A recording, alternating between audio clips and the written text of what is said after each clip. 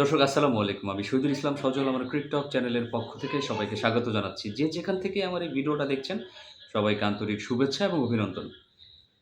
বাংলাদেশ দল সিরিজটা হেরে গেল মানে ওয়ানডে সিরিজটাও হেরে গেল। একটা মাত্র টেস্ট ছিল। সেটা তো হেরে গেছে, ওয়ানডে সিরিজটাও হেরে গেল। আজকে জিম্বাবুয়ের দেওয়া ২৪৮ রানের টার্গেটে বাংলাদেশ ২৩৪ পর্যন্ত করতে পেরেছে। তার মানে দিন শেষে বাংলাদেশ ১৩ রানের একটা ছোট্ট ব্যবধানই হেরেছে বলা চলে। এর আগের ম্যাচটা যেহেতু বাংলাদেশ ১৪১ রানই করতে পারে নাই, সেখানে বাংলাদেশ কীভাবে আজকে ২৪৮ রান চেজ করবে সেটা হচ্ছে একটা বড় কথা। সেইখানটাতে তার চাইতেও বেশি বড় কোয়েশ্চেন থেকে যায়, আমাদের কি এই একটা ভূত আমাদের ঘাড় থেকে কি কখনোই নামবে না? যেমন ধরেন ১ম ম্যাচটাতে যেইখানটাতে আমরা দেখেছিলাম যে আ জিম্বাবুয়ে ১৪৭ রান করতে পেরেছিল, সেইখানে একটা সময়ে জিম্বাবুয়ের ৭৮ রানে ৬ টা উইকেট পড়ে গিয়েছিল। তো সেইখান থেকে আপনার অ্যাঙ্গারাবা এবং আরেকজন ক্রিকেটার মিলে জিম্বাবুয়ের তারা কিন্তু ৬১ রানের একটা জুটি গড়েছিল। তো সেই জুটিটাই কিন্তু জিম্বাবুয়েকে 147 রানের একটা স্কোরে নিয়ে দাঁড় করিয়েছিল। সেখান থেকে তো আজকে জিম্বাবুয়ে আরও ১০০ টা রান বেশি করেছে। সেটা কিভাবে করল বেশি? আজকেও কিন্তু জিম্বাবুয়ের আপনার ১৪৭ রানে ৬ টা উইকেট চলে গিয়েছিল।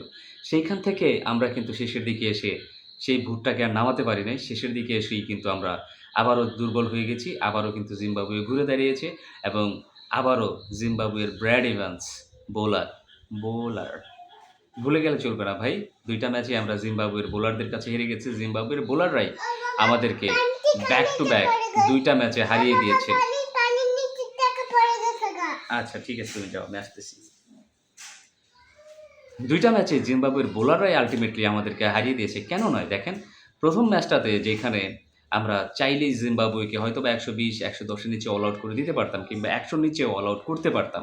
সেটা করতে আমরা টোটালি ব্যর্থ হয়েছি এবং আজকের ম্যাচটা তো সেম ওয়েতে, যেখানে জিম্বাবুয়ের ১৪৭ রানে ৬ উইকেট ছিল, সেখানে ব্র্যাড ইভান্সের মতো একজন বোলার এসে আমাদের ৩৮ বলে ৫৮ রান নেয় এবং সবচাইতে দৃষ্টিকটু যে জিনিসটা লেগেছে, তাসকিন আহমেদের ৫০তম ওভার, ৫০তম ওভারে এসে যখন ২২ টা রান হয়, যেখানে ৩ টা ওভার বাউন্ডারি এবং ১ টা বাউন্ডারি থাকে।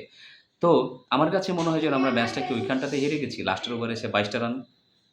২২ টা রান না হলে তো রান হইতে পারত, যদি ১০ টা রান হইতো তাহলে হয়তোবা ২৩৫ রান হইতো শেষমেশ স্কোর। তাসকিন আহমেদের মতো বোলাররা যখন এক্সপেরিয়েন্সের জায়গাতে এসে এভাবে আটকে যান, এভাবে থমকে যান, আমরা যখন শেষে এসে উইকেট বের করতে পারি না, আমাদের কি হয়ে যায়? আমাদের বোলারদের আমরা কেন সবসময় এভাবে ব্যর্থ হয়ে যাই? আমাদের জেতা ম্যাচগুলো আমরা কিভাবে হেরে যাচ্ছি জিম্বাবুয়ের কাছে, সেই জিনিসটা কি আমাদের ম্যানেজমেন্ট, আমাদের কোচ, আমাদের ক্রিকেটাররা কি সেই ব্যাপারে কোনো উত্তর আমাদেরকে দিতে পারবেন? দিতে পারবেন না। কারণ এইভাবে হেরে আমাদের যথেষ্ট অভ্যাস আছে, অনেক অভ্যাস আছে। আজকেও যখন বাংলাদেশ ব্যাটিং করছিল, শেষের ৪ উইকেট হাতে রেখেও কিন্তু বাংলাদেশের ৩০ টা রানের দরকার ছিল। সেখানে একেকজনের দায়িত্বজ্ঞানহীন ব্যাটিংয়ের কারণে বাংলাদেশ আজকের ম্যাচটা হেরে গেছে। অনেকের কাছে তাওহিদ হৃদয়ের ৬০ রানের ইনিংসটা অনেক ভালো মনে হইতে পারে। অনেকে হয়তোবা চিন্তা করতে পারেন যে হ্যাঁ, তাওহিদ হৃদয় বেশ ভালো ব্যাটিং করেছেন। একাই তো ৬০ রান করেছেন, দলীয় সর্বোচ্চ করেছেন। কিন্তু ওই পার্টিকুলার ওই জায়গাটাতেও কি আমরা ম্যাচটা হেরে যাই নাই? প্রশ্ন ভাই অনেকগুলা। তাসকিন আহমেদের লাস্টের ওভার, তাওহিদ হৃদয়ের এত স্লো মন্থর ব্যাটিং, যেটা দিনের পর দিন তাওহিদ হৃদয় করে আসছেন। সময় উপযোগী শট খেলতে পারছেন না। ৯০ বলে ৬০ রান করেছেন তাওহিদ হৃদয়। সেখানে মাত্র ৫ টা ৪ আর সিঙ্গেল সিপ তার প্রচুর পরিমাণ বেশি। এইভাবে মন্থর মাঝে এসে যেখানটাতে আসলে রেগুলার ওয়েতে রান করার কথা তাওহিদ হৃদয়, সেইখানটাতে এসে বাংলাদেশের রানের চাকাটা এত বেশি দুর্বল হয়ে যায়, এত বেশি স্লো করে দেন তাওহিদ হৃদয়। সেখানে আসলে তার এই ৬০ রানের এই স্কোরটাও কতটুকু কার্যকরী ছিল দলের জন্য, আমি আসলে আমার কাছে বোধগম্য না। আপনি যদি তানজিদ হাসান তামিমের স্কোরটা দেখেন, তিনিও কিন্তু 57 রান করেছেন। তো তার সেই ইনিংসটা কি তাওহিদ হৃদয়ের মতো এতটা মন্থর ছিল?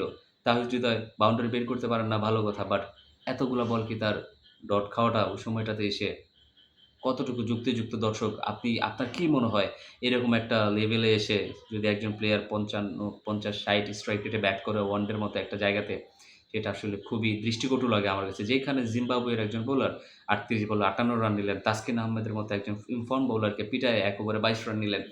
সেখানে আসলে আপনি কি এক্সপেক্ট করতে পারেন? দেখেন, হ্যাঁ, দেশের বাহিরে হয়তোবা জিম্বাবুয়ের ঘরের মাটিতে খেলা, আপনারা বলতে পারেন যে হ্যাঁ, বাংলাদেশ টাফ ফাইট দিয়েছে। কিন্তু আসলে এখানে ফাইটটা বাংলাদেশ কোন জায়গাটাতে দিল? আমি তো বুঝলাম না। যারা সুযোগ পাচ্ছেন, স্পেশালি সৌম্য সরকারের কথা বলতে চাচ্ছি। সৌম্য সরকার দিনের পর দিন সুযোগ পেয়ে যাচ্ছেন। বাট এই বয়সটাতে এসেও নিজের নামের প্রতি সুবিচার করতে পারছেন না। কোন যুক্তিতে তাকে আসলে খেলিয়ে যাচ্ছে বিসিবি আমি আসলে জানি না। আপনারা জানেন কিনা সেটা অবশ্যই আমার ভিডিওর কমেন্ট সেকশনে কমেন্টস করে জানাবেন। এবং মোসাদ্দেক হোসেনকে দেখলাম আপনার ঘরের মাটিতে তো বেশ ভালোই খেললো অস্ট্রেলিয়ার এগেইনস্টে বেশ ভালোই খেললো। কিন্তু কি হইল? হঠাৎ করে জিম্বাবুয়েতে গিয়ে কি পুতায় গেল? সেই আগের মোসাদ্দেক হোসেন সৈকত কি আবারও ফিরে আসলো? কোনো কাজ করতে পারছেন না। এটা কি হয় ভাই? এটা হয়। এভাবে হয় না। রিশাদ হোসেনের পারফরম্যান্স আমার কাছে ভালো লাগে না। না ব্যাটিং, না বোলিং কোনো দিকেই কাজ করতে পারছেন না। এভাবে হয় না। এভাবে আসলে কোনো কিছু এক্সপেকটেশন করা যায় না। করে বলাই বাহুল্য। বাংলাদেশ যদি প্রত্যেকটা ম্যাচে জিম্বাবুয়েকে এইভাবে সুযোগ দিয়ে দেয় শেষে এসে টপে উঠে যাওয়ার জন্য, সেটা আসলে বাংলাদেশেরই ব্যর্থতা। এই ঘূর্ণিচক্র থেকে যতদিন পর্যন্ত বাংলাদেশ বেরিয়ে আসতে না পারবে, ফিনিশিংটা কিভাবে করতে হয় সেটা যদি বাংলাদেশ না শিখতে পারে, তাহলে আসলে বাংলাদেশ কারো এগেইনস্টেই জেতাটা অনেক বেশি মুশকিল হয়ে যাবে। Hats off to Zimbabwe team. তারা শেষ পর্যন্ত যেভাবে বাংলাদেশ টিমকে আষ্টে-পৃষ্ঠে ধরে রেখেছে, জয়টা আসলে তাদেরই প্রাপ্য ছিল। দর্শক, আপনার কি মনে হয় আজকের এই ম্যাচে বাংলাদেশ হারার পেছনে টার্নিং পয়েন্ট কোনটা ছিল? অবশ্যই কমেন্টস করে জানাবেন। সবাই ভালো থাকবেন, সুস্থ থাকবেন। আসসালামু আলাইকুম।